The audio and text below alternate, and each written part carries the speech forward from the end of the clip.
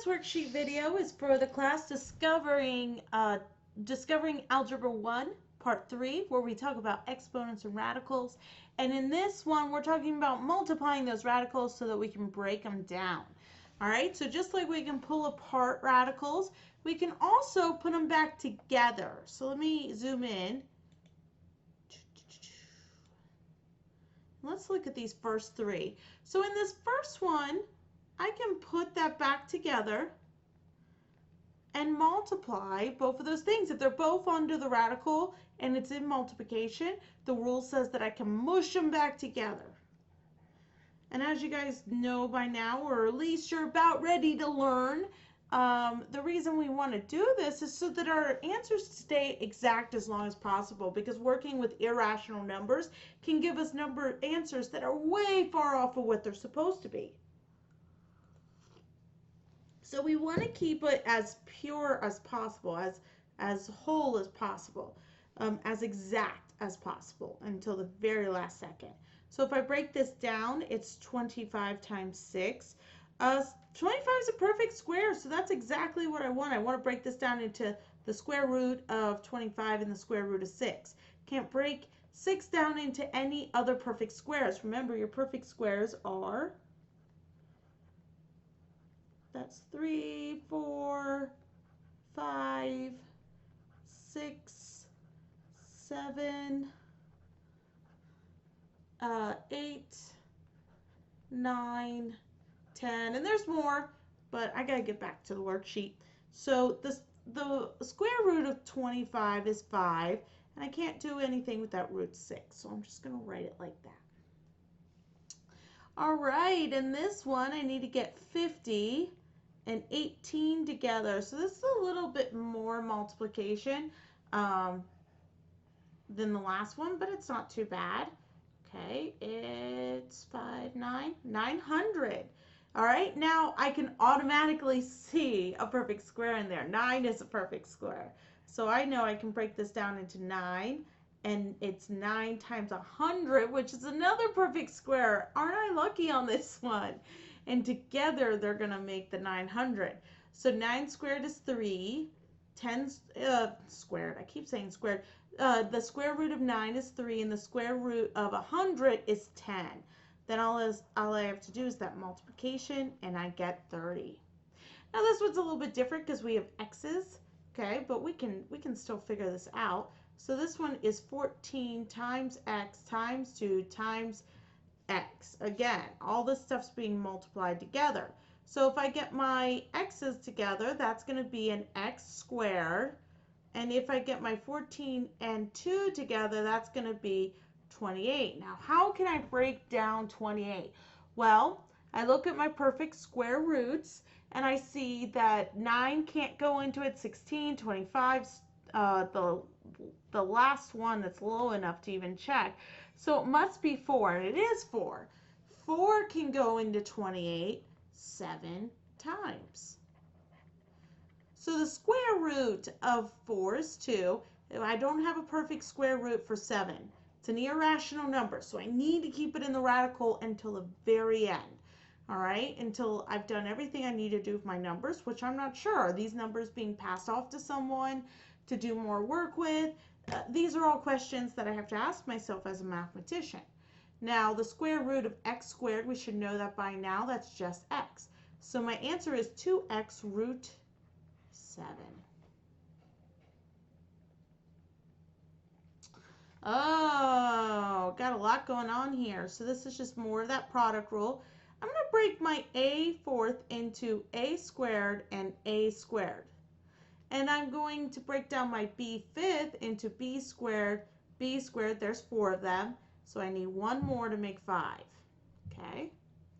So a squared is a. The square root of a squared is a. The square root of b squared is b. The square root of b squared is b. And this last one does not have a perfect square. Now I can go ahead and get my numbers together, my like terms. So I can simplify it to 2a squared b squared root b. I got a perfect square in 64. I like it. I can make s into 2 perfect squares, and I can make t into 1 perfect square with 1 t left over. All right? Or not perfect square roots. Okay, so the square root of 64 is 8. The square root of s squared is s. The square root of s squared again is s. The square root of t squared is t. And I have another t that's just hanging out underneath there. All right, so I'm going to get those s's together. So it's going to be 8s squared t radical t. Or root t, whichever. M squared is perfect. You've got to multiply these two together underneath the radical. So it's going to look something like this. And that is going to give me a perfect n squared as well. So the square root of m squared is m, and the square root of n squared is n. So you can see really getting them together really helps us get it down even further.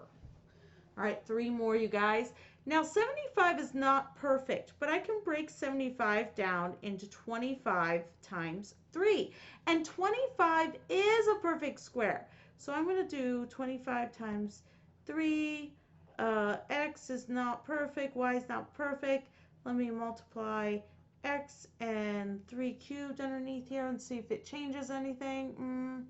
It doesn't. That's a bummer, isn't it? It makes it 6x squared, x times y. Well, that's going to be a fourth when I multiply it to that. And then 25. So I can take 2 of those x's out at least. And the square root of 25 is 5. All right, so let me show you guys another way. That's kind of a convoluted way. When you get quicker at it, you can do it that way. But I should have probably started with the long way. So I'm going to take my 75 times it to the 2, my x times it to the x cubed, and my y.